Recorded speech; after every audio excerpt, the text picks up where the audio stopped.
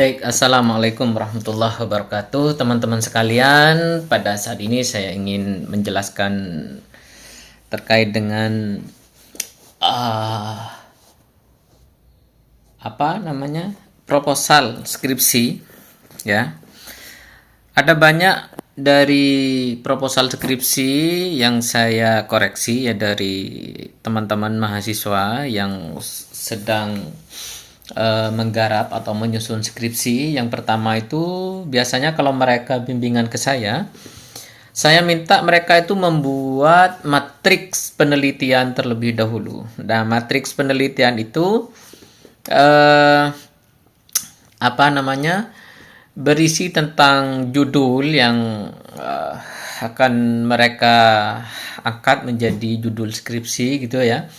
Terus kemudian latar belakang dari karya atau skripsi yang akan mereka angkat gitu. Kemudian fokus masalah yang akan mereka bahas gitu ya. Yang di situ kita juga melihat ada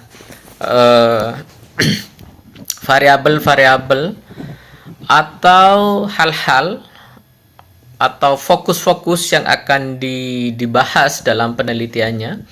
Biasanya itu akan tercermin atau tersurat dalam rumusan masalah skripsi.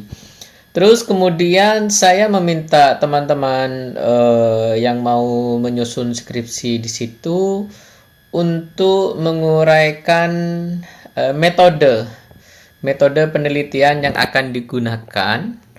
Yang di situ misalnya penelitian lapangan, saya meminta mereka itu menguraikan lokasinya, kemudian informannya, alasan memilih informan, teknik pengumpulan data atau penggalian data, terus bagaimana mengabsahkan data atau memvalidasi data, terus kemudian teknik menentukan informan itu seperti apa, dan kemudian bagaimana mereka kemudian menyajikan data tersebut sehingga mudah dipahami oleh pembaca, dan kemudian mereka membahasnya di pembahasan di bab 4 itu.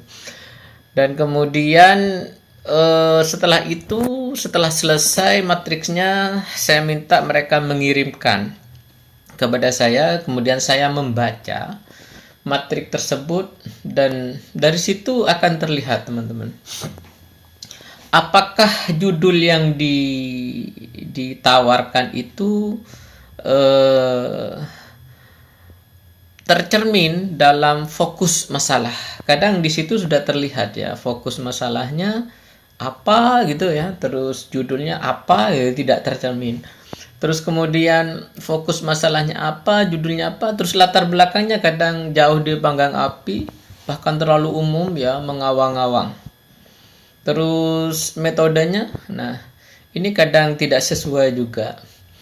Karena ini membahas terkait dengan fenomena di lapangan ya, yang semestinya adalah menggunakan pendekatan empiris ya, dan dilihat dari segi hukum juga, dari hal-hal yang berkaitan dengan fenomena empiris itu akan dilihat dari segi hukum misalnya, terus dilihat dari segi normativitas misalnya ya. Kadang itu salah teman-teman ya, ini penelitian menjadi penelitian yuridis, ansih dan lain sebagainya. Nah, ini harus disesuaikan antara judul, kemudian fokusnya apa, kemudian metodenya apa yang digunakan.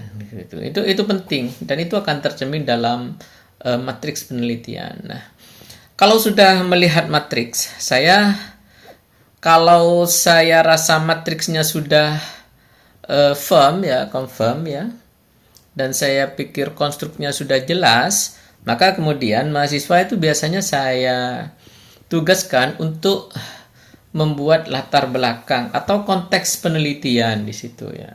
Nah, ini